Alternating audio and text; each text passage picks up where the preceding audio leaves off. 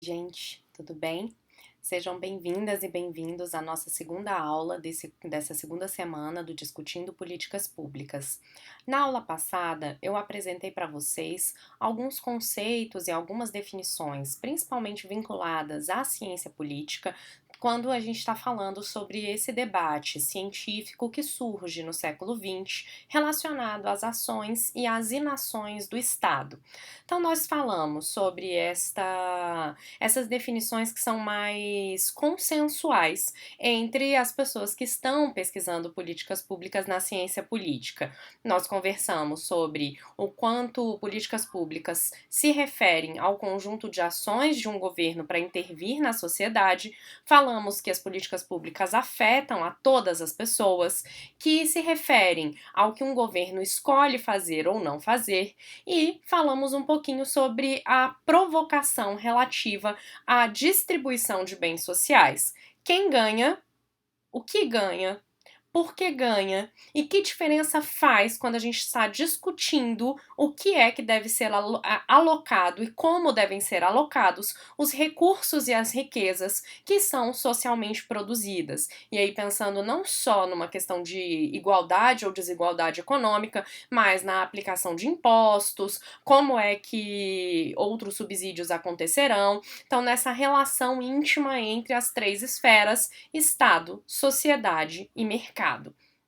Na aula de hoje eu quero continuar falando um pouco com vocês sobre essas definições, aprimorando um pouco a perspectiva crítica sobre a atuação em políticas públicas. O primeiro ponto que eu gostaria de trazer nessa aula é relacionado ao próprio problema público, né, a como se constrói o problema público e as soluções pensadas para esse problema. Um problema público é aquilo que é definido por um conjunto de atores sociais como relevante e vai para o Estado como relevante e se torna parte da agenda de intervenções do Estado, ou, se a gente pensar numa abordagem multicêntrica, então vocês lembram, a abordagem estatista, a abordagem que o Estado é o protagonista da formulação das soluções, e a abordagem multicêntrica, que atores sociais diversos podem ser responsáveis por essa formulação e implementação de soluções. Então a gente tem a formação de uma agenda da construção de um problema público relativo a um status quo, ou seja, relativo a uma ordem social dada. A gente definindo esse problema também pode pensar em soluções para esse problema. Numa situação ideal, teríamos uma atuação linear entre o problema e a solução, ou seja, pensaríamos uma solução possível, mas aquela solução possível, ela existir, não significa que ela será aplicada. Então a gente tem que lembrar que estamos no terreno das disputas de interesses e dos conflitos políticos que fazem com que não necessariamente só uma solução seja proposta. Além do que, a gente tem que se lembrar que as soluções se referem também a quais objetivos nós temos diante de algumas situações sociais. A Maria Paula Bucci também tem uma outra definição que eu acho que ela aprimora um pouco essas duas definições que eu trouxe, né? Para ela, políticas públicas são programas de ação governamental voltados à concretização de direitos. As políticas públicas funcionam como instrumentos de aglutinação de interesses em torno de objetivos comuns que passam a estruturar desses interesses. Segundo uma definição estipulativa, toda política pública é um instrumento de planejamento, racionalização e participação popular. Por que racionalização? Um cálculo entre custos e benefícios dessas ações.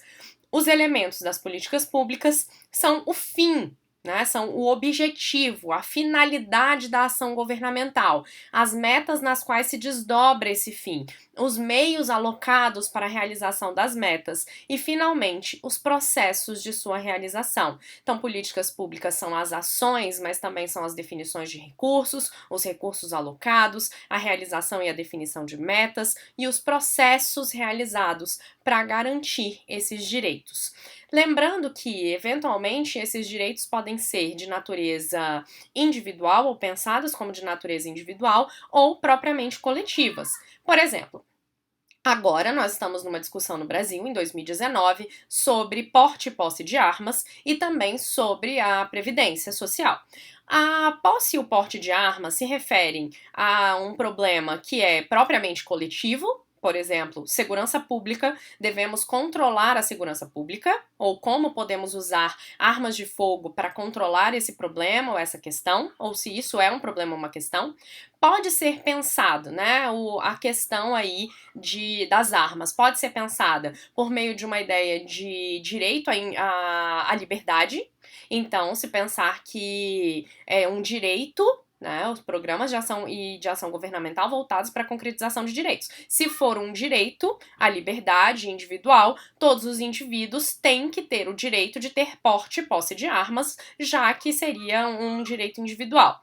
E uma terceira questão, né? Então, segurança pública, um direito individual, ou a gente pode estar falando simplesmente de uma questão que é populista e que não estamos implicando necessariamente direitos, mas que tem uma implicação que é coletiva. Então, de qualquer forma, é um problema social, é uma questão que vai aparecer no seio da sociedade e vai implicar todas as pessoas que compõem um tecido social, mas essa definição pode se pautar numa justificativa de liberdade individual e o direito à liberdade, ou pode se pautar numa discussão sobre violência, segurança pública, violência urbana, violência doméstica. E aí, a depender da justificativa e a depender de como esse debate é travado, as soluções serão outras. Se for uma questão de liberdade individual, pode ser simplesmente a definição de que todos os cidadãos e cidadãs podem se armar a partir de uma determinada data, de acordo com algumas definições. Se for uma questão referente ao enfrentamento da violência ou pensar sobre a segurança pública e a vida urbana, aí teremos que pensar se é a melhor estratégia liberar ou não as armas e o porte de armas para as pessoas, para os cidadãos e cidadãs comuns. Então, entendam. As definições da ação governamental vão passar por aquela ideia de conflito de interesses, mas também de conflito sobre como é que a atuação deve ser desses próprios governos e o que as sociedades e o mercado, e aí a gente pode implicar o mercado falando de empresas fabricantes de arma, indústria bélica, né, indústria de armas pessoais, e como é que elas se relacionam com a decisão política de atuar e com a ação estatal propriamente de processos para garantir esse direito à liberdade de portar armas ou a manutenção de uma política de controle de armas para garantir a segurança pública. Então a gente tem que sempre fazer uma reflexão constante da tensão entre o benefício das políticas públicas, e aí lembrando que toda política social é uma política pública, e ao mesmo tempo reconhecer o exercício de poder que é realizado por meio delas. Por exemplo, se a gente colocar o porte de armas ainda, a gente está falando de um controle sobre determinados indivíduos que não poderão escolher se eles terão arma ou não e se poderão se defender de alguma forma. Nós estaremos controlando, né, uma decisão política de controlar o aumento da violência urbana.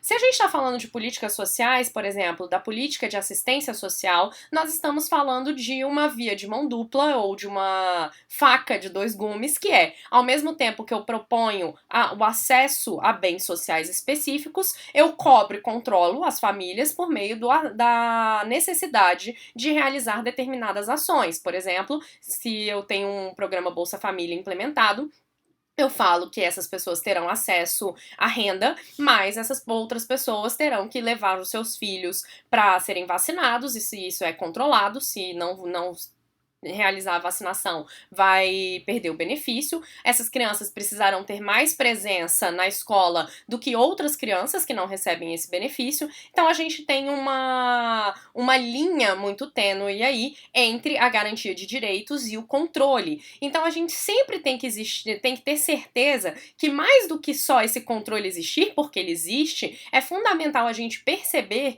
que podemos o tempo todo colocar esse controle ou essa ideia de controle sob questionamento e em análise. Essa é uma proposta para vocês a partir de agora. Como é que a gente pode pensar o controle do meio do Estado, das ações do Estado, né, o controle social dessas atuações, para que a gente tenha uma sociedade mais justa, mais digna.